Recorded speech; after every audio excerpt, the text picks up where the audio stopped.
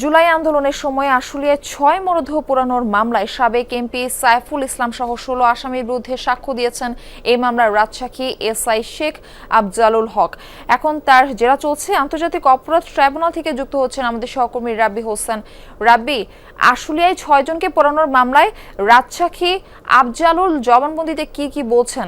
এই যে জুলাই আগস্টের ৫ই আগস্টে অর্থাৎ বিজয় মিছিলের সময় যখন শেখ হাসিনার সরকার বা আওয়ামী লীগ সরকার যখন পতন হয়, যখন ভারতে পালিয়ে যায়, এরপরে আশুলিয়া থানার সামনে যখন বিজয় মিছিলে অংশ নিচ্ছিলেন ছাত্র জনতারা, ঠিক তখন আশুলিয়া থানার সামনেই ৬ জনকে গুলি করে হত্যা করা হয়। হত্যা করার পর সেই লাশ পুড়িয়ে ফেলা হয় থানার সামনেই। মূলত এই মামলাটি অত্যন্ত গুরুত্বপূর্ণ মামলা, এটি সাক্ষ্যগ্রহণ পর্যায়ে রয়েছে। আজকে এই মামলার যিনি রাজসাক্ষী হয়েছিলেন, অর্থাৎ এই মামলারই একজন আসামি এসআই আফজালুল, তিনি আজকে তার জবানবন্দি দিয়েছেন। তার জবানবন্দিতে তিনি প্রথমেই জবানবন্দিতে বলেছেন যে তিনি বিবেকের তাড়নায়, অর্থাৎ এই যে হত্যাকাণ্ড হয়েছে, তিনি এই হত্যাকাণ্ডে তিনি আসলে মর্মাহত হয়েছেন, যার কারণে তিনি বিবেকের তাড়নায় তিনি আজকে রাজসাক্ষী হয়ে তার জবানবন্দি দিয়েছেন। এবং এই পুরো ঘটনা কিভাবে এই ৬ জনকে সেখানে পুড়িয়ে হত্যা করা হয়েছে সেই বর্ণনা তিনি তুলে ধরেছেন।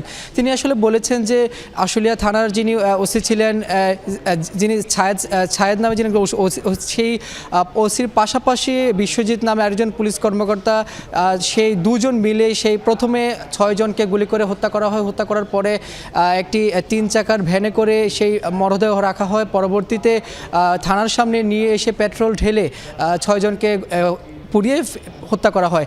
যদিও তিনি বলেছেন তিনি সেখানে উপস্থিত ছিলেন না, এই বিষয়গুলো তিনি তার জবানবন্দিতে তুলে ধরেছেন। রাব্বি, আপনাকে ধন্যবাদ।